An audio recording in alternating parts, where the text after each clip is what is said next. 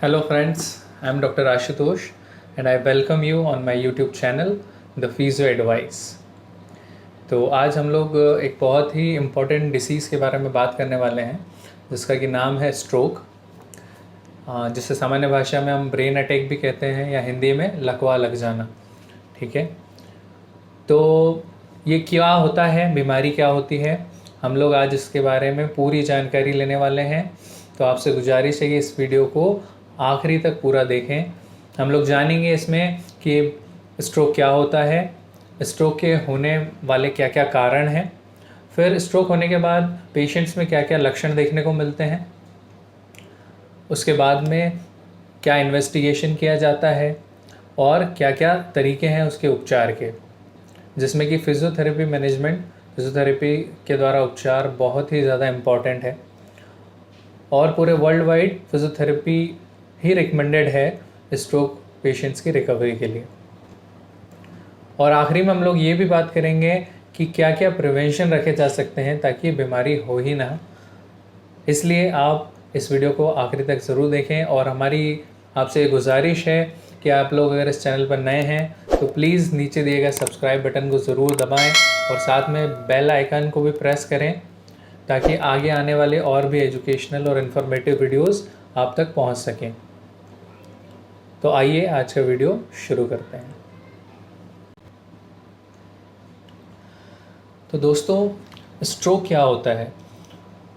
जब हमारे ब्रेन के अंदर ब्लड वेसल्स होती हैं जो कि न्यूट्रिशन को और ऑक्सीजन को ले जाती हैं और ब्रेन टिश्यू तक पहुंच जाती हैं, तो जब भी उन ब्लड वेसल्स के अंदर किसी भी कारण से ब्लड जो है उस ब्रेन टिश्यू तक नहीं पहुंच पाता है तो वो टिश्यू जो है वो डेड हो जाता है, वो अपना काम करना बंद कर देता है। तो इस केस में हम लोग इस प्रॉब्लम को स्ट्रोक कहते हैं।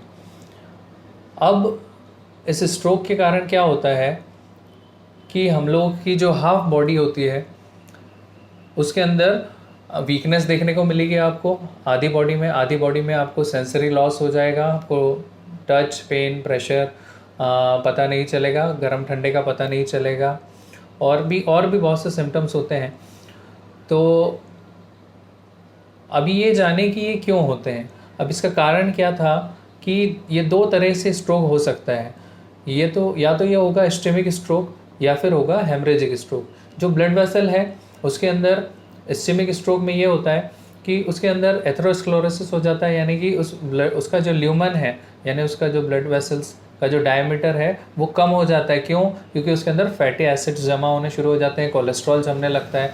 तो ब्लड, जैसे कोई पाइपलाइन जा रही है और उस पाइप में अगर कोई कचरा अटक जाता है तो आगे पानी कम मात्रा में पहुंचता है, वैसे ही ब्लड कम मात्रा में उस तक पहुंचता है। तो ये तो हो गया इस्केमिक स्ट्रोक। अब हेमरेजिक स्ट्रोक क्या होता है? आपने कई बार ये टर्म सुना होगा कि ब्रेन हेमरेज हो गया उसे। तो ब्रेन हेमरेज यानी कि ब्लड की जो वेसल है उसका रप्चर हो जाना या उसका फट जाना। जब वो रप्चर हो जाती है तो क्या होता है कि ब्लड वहाँ से निकल के ब्रेन के टिश्यूज़ में डिपॉजिट होना शुरू कर देता है और वो जहाँ पे सप्लाई कर रही थी, जहाँ तक वहाँ का ब्लड जहाँ तक पहुँचना चाहिए था वहाँ तक नहीं पहुँच पाता, तो वो ब्रेन टिश्यू वहाँ पे डेड हो जाता है। अब क्या होता है कि हम इस चीज़ को समझें कि हमारा जो ब्रेन है उसका स्ट्रक्चर इस तरह से है कि वो दो भागों में डिवाइडेड है। एक होता है इस तरह के दो लोब्स होते हैं, एक सेरेब्रल हेमिस्फीयर लेफ्ट वाला होता है और एक राइट वाला होता है। तो जो हमारा राइट साइड का सेरेब्रल हेमिस्फीयर होता है वो हमारी लेफ्ट साइड की बॉडी को रेगुलेट करता है, उसके हाथ पाँव के मूवमेंट्स और ट्रंक के मूवमेंट्स को रेगुलेट करता है। और लेफ्ट साइड वाला जो ब्रेन है वो हमारे राइट साइड की बॉडी को रेगुलेट करता है। अब इनके अंदर, ब्रेन के अंदर होता है मोटर कॉर्टेक्स एरिया, जो कि पर्टिकुलरली रिस्पॉन्सिबल है हमारे इस फंक्शन के लिए, क्योंकि ब्रेन के बहुत सारे और भी फंक्शन होते हैं, बट जो मोटर कॉर्टेक्स होता है वो हमारे हाथ पाँव को चलाने का फंक्शन करता है। वो इसमें पर्टिकुलरली डैमेज हो जाता है, तो जिसके कारण पेशेंट के अंदर इस तरह के लक्षण मिलते हैं कि उसका एक साइड का बॉडी जो है वो चलना बंद हो जाता है। अब अगर बात की जाए कि इसके क्या क्या कारण हैं, तो कारणों के अंदर आता है, मुख्यतया देखा जाए तो जो सबसे ज़्यादा हाई रिस्क फैक्टर वाली चीज़ें हैं जिसके कारण ये मोस्टली होता है वो है हाइपरटेंशन, यानी कि increased blood pressure. Blood pressure का बढ़ जाना, उसके कारण ब्लड वेसल फट सकती है। और फिर उसके बाद में डायबिटीज़ के पेशेंट्स के अंदर भी एथेरोस्क्लेरोसिस यानी कि फैटी डिपॉजिट्स होने का चांस ज़्यादा होता है। फिर उसके बाद में आता है हाइपरलिपिडीमिया, यानी कि आपके ब्लड के अंदर कोलेस्ट्रॉल का, फैटी एसिड्स का जो मात्रा है वो बहुत ज़्यादा बढ़ जाती है।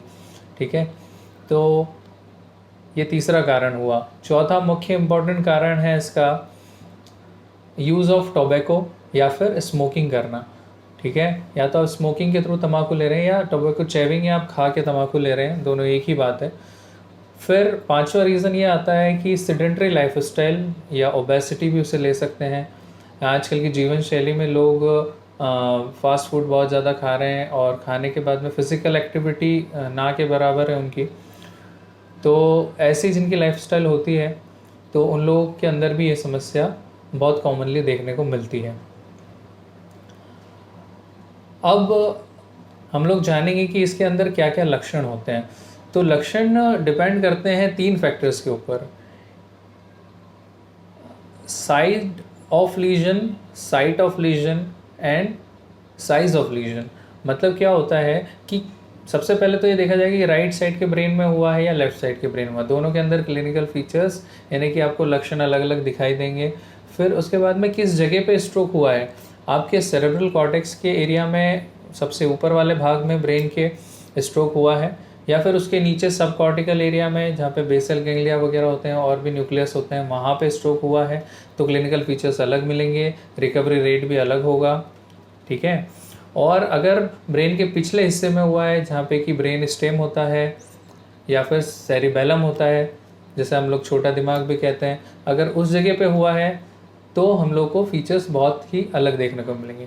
अब अगर हम लोग डिटेल में बात करें तो इसके बहुत सारे लक्षण हो सकते हैं, लेकिन हम लोग लेमैन के अंडरस्टैंडिंग के लिए, सामान्य इंसान अगर इसको समझाना चाहें तो हम लोग देखेंगे कि इसके अंदर मुख्यतया आपको आधी बॉडी, जिसके अंदर की फेस भी आता है, आधी बॉडी के अंदर वीकनेस बहुत ज़्यादा देखने को मिलेगी। इस हद तक वीकनेस हो जाएगी कि आपका हाथ या पाँव बिल्कुल हिलेगा भी नहीं, जिसे हम 0 ग्रेड ऑफ पैरालिसिस मतलब कहते हैं। तो इसके अंदर क्या होता है, दूसरी चीज़ ये होती है कि आपकी बॉडी में सेंसरी लॉस होगा, आपको टच, पेन, प्रेशर पता नहीं चलेगा, ठंडा गर्म पता नहीं चलेगा। ठीक है, और उसके बाद में आप लोगों को यह हो सकता है कि हेमी एनोपिया हो जाए, एक साइड का विजन आपका लॉस हो सकता है, एक साइड के विजन में आपको कालापन दिखने लगेगा। उसके साथ में आपको मेमोरी लॉस भी हो सकता है, साथ ही साथ स्पीच में या तो स्लर्ड स्पीच हो जाएगी, बोलने में दिक्कत आएगी, हकला के बोलेंगे, या फिर total loss of speech, aphasia कहते हैं जिसको हम लोग, वो भी हो सकता है। तो ऐसे कई सारे लक्षण हैं जो कि पेशेंट को देखने को मिलते हैं। तो अब हम लोग ये समझें कि अब इस बीमारी का पता कैसे लगाया जाता है। तो पता जनरली हम लोग डॉक्टर्स एमआरआई कराते हैं, कुछ केसेस में सिटी स्कैन की भी ज़रूरत पड़ती है। उसमें क्लियरली समझ में आ जाता है कि ब्रेन के किस हिस्से में कितना % डैमेज हुआ है। और इसमें बहुत ही इम्पॉर्टेंट एक चीज़ है जो कि है आपके लीजन का साइज़ क्या है, मतलब आपका जो घाव, जो दिमाग में जो डैमेज हुआ है वो कितने साइज़ का है। जितने, अगर छोटा इन्फाक्ट है, छोटा डैमेज हुआ है तो वो रिकवरी भी जल्दी करेगा, फास्टर रिकवरी होगी और आपको पैरालिसिस का इफेक्ट भी कम आएगा। और अगर लीजन बड़ा है, ज़्यादा एरिया को ब्रेन के कवर किया है, तो रिकवरी में भी बहुत ज़्यादा टाइम लग जाता है फिर। ठीक है, अब हम लोग अगर ट्रीटमेंट के बारे में बात करें तो ये एक लाइफ थ्रेटनिंग डिसीज़ भी हो सकती है, यानी जानलेवा बीमारी भी हो सकती है अगर आप समय पे इसका उपचार नहीं लेते हैं। तो अगर आपको पेशेंट के अंदर इस तरह के कुछ भी लक्षण दिखते हैं कि पेशेंट को चेहरे पे आप अगर देखें उन्हें हंसने में दिक्कत आ रही है, या फिर उन्हें हाथ नहीं उठाते बन रहा है, बोलने में दिक्कत आ रही है, अगर लड़खड़ा के चल रहे हैं, ऐसा कुछ भी वार्निंग साइन आपको अगर दिखता है पेशेंट के अंदर, तो वो इमीडिएटली उसको हॉस्पिटलाइज करना चाहिए, क्योंकि टाइम बहुत ही इम्पॉर्टेंट होता है इसके अंदर। टाइम इज़ लाइफ, यहाँ पे टाइम एक मतलब जीवन के बराबर है, क्योंकि अगर ज़्यादा समय बीत गया तो पेशेंट की डेथ भी हो सकती है। तो बहुत जितना हो जल्दी हो सके पेशेंट को ले जाके आप एडमिट करिए। वीडियो थोड़ा सा लंबा हो गया है, लेकिन ये सारी इन्फॉर्मेशन बहुत इंपॉर्टेंट थी, आपको देना ज़रूरी थी। इस वीडियो का कुछ पोर्शन प्रिवेंशन वाला हम लोग नेक्स्ट वीडियो में कवर करेंगे। अगर आपको ये वीडियो अच्छा लगा तो प्लीज़ इसे लाइक करिए और ज़्यादा से ज़्यादा लोगों को इसे शेयर करिए ताकि उन्हें भी नॉलेजेबल वीडियोज़ मिल सकें। So see you in the next video. Till then, stay happy, stay healthy, and stay connected.